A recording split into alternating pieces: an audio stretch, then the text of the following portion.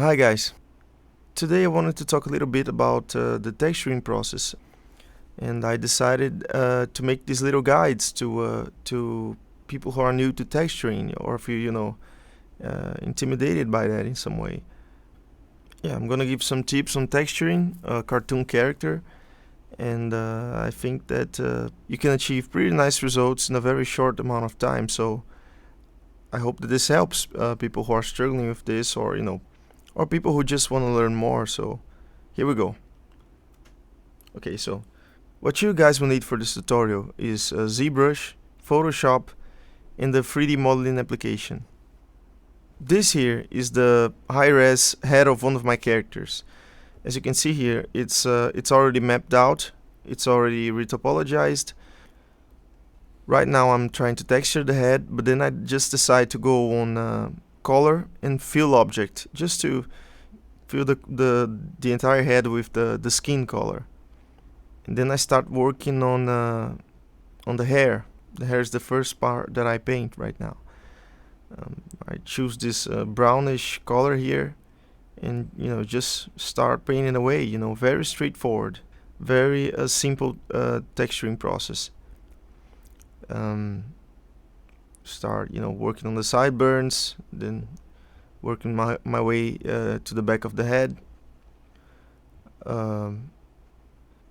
You should spend some quality time texturing your character, but by using this method, you'll be able to have a pretty cool looking texture in a pretty quick way. So this method is is not very intimidating. It's perfect for newcomers, perfect for people who feel intimidated by 3D or whatever. And if you don't have any experience texturing cartoon characters, I think this guide is a very nice start for you. So yeah, right now I'm starting to texture the beard. I chose a very low RGB intensity for this part, and I'm just painting the beard. This guy has that thin beard going on, and just working on the face.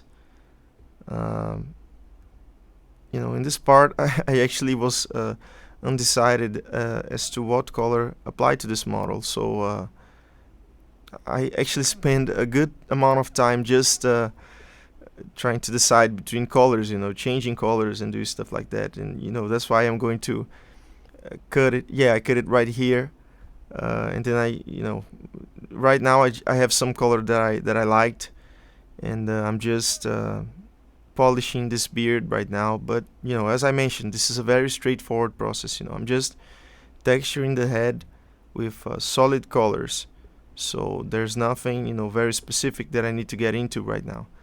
I just lowered my RGB intensity and just textured it away. Just working on the head. Now I'm working on the lips. I'm adding nice color to the lips here. I'm done with the beard at this point. Just painted in a nice skin lips color. And then I'm going to work on the face. Going to add some pink in there. Add some color to his face.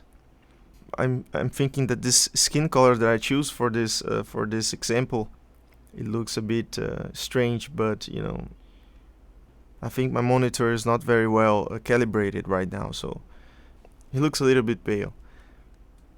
Okay, so right now I'm adding some pink to the face, just so that this guy looks less pale. Doing it on the nose area, and I'm gonna do on the eyelids, the forehead, the eyebrows. Just adding some pink to the face to give the character a more natural look. Now I'm doing it to the ears, as you can see here. I'm going to add some on his forehead, on the base of his skull and stuff like that. And yeah, I'm adding some to the forehead right now. Added some to the eyes. This character is loosely based on Sherlock Holmes, or the image that I have of Sherlock Holmes. Okay, now I finished my texturing process. I'm going to go on UV map just to check my UV size. Then I'm gonna go on the texture map tab and click on new from polypaint. Okay, now I have my diffuse. I'm going to click on clone texture. I'm gonna go on the texture tab, export. Okay guys, so now I'm going to teach you how to create an ambient occlusion map on ZBrush. What I did here was I chose a flat color material, and then I picked a completely white color, Then I went on my color tab, I turned mRGB on, and I chose to fill object. It looks completely white, it's flat. Okay, so now I'm going on the masking tab. I clicked on mask by AO. I increased my occlusion intensity, and then I increased my AO scan distance just a little bit. And then I clicked on mask by AO, or mask by ambient occlusion. Okay, as you can see here, I now have a mask on my head that's based on ambient occlusion. Now that I have my mask, what I did here was I pressed C on the gray color of the mask to get this color, because this is the color I'm going to paint with. I inversed the mask, and then I went on to color, fill object, and then I just filled my inversed mask with the gray that I got from the mask itself.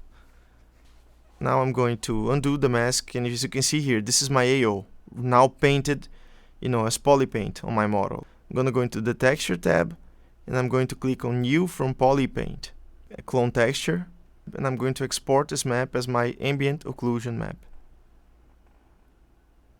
Okay guys, so on the next video I'm going to show you how to create the normal map, the lighting map, and how to edit them at Photoshop to get that nice cartoonish look to your character.